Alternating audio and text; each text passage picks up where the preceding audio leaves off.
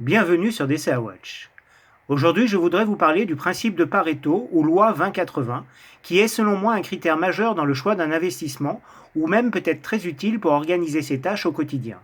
Ce principe a été formulé par Vilfredo Pareto au XIXe siècle. Il a en effet observé que 80% des effets étaient le fruit de seulement 20% des causes. Et en l'appliquant à notre vie quotidienne, on devrait pouvoir s'organiser de manière optimum en allouant 20% de notre temps de travail pour générer 80% de nos revenus.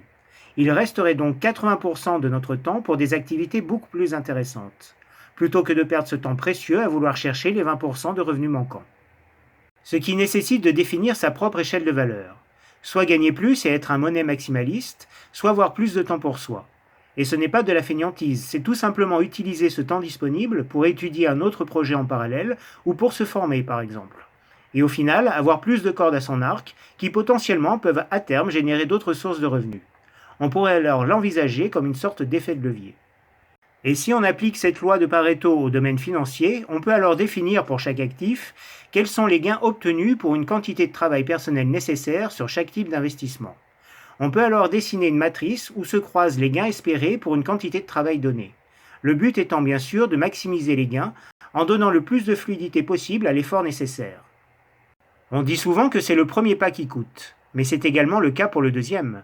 En effet, le premier pas permet de passer de l'inaction à l'action et d'affronter sa peur et sa fainéantise. Mais le deuxième pas demande un effort de mise en place. On a investi, mais on n'a pas encore de retour sur investissement. C'est la période ingrate, c'est l'anti-Pareto par excellence. Si le premier pas demande du courage, il faut faire preuve d'humilité pour le deuxième. Et c'est seulement après la mise en place qu'on peut profiter de l'automatisation. L'effort devient minime alors que l'investissement commence à générer des revenus.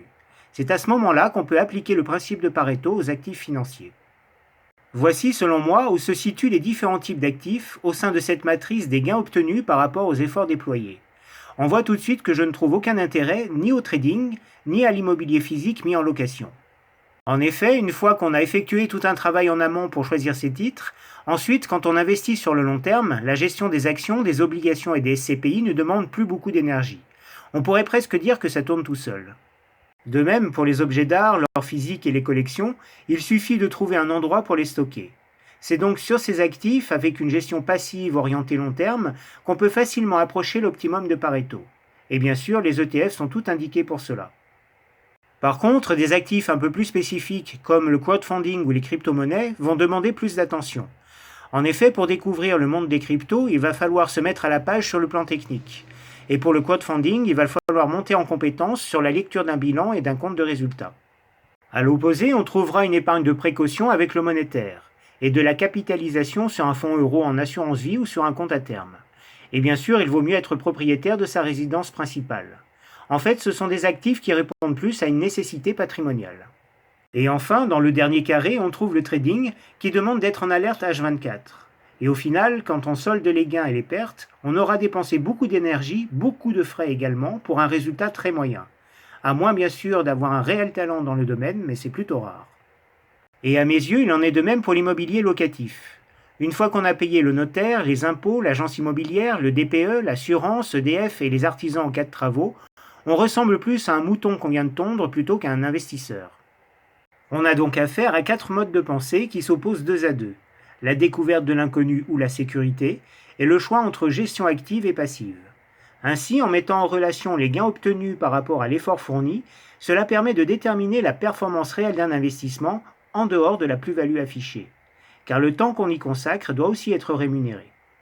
Pour conclure, je dirais que le principe de Pareto se rapproche de la notion de coût marginal, qui est le coût de production d'une unité supplémentaire, où il faut se poser la question, est-ce que effectivement ça vaut le coup de produire une unité supplémentaire ou d'investir dans cet actif ?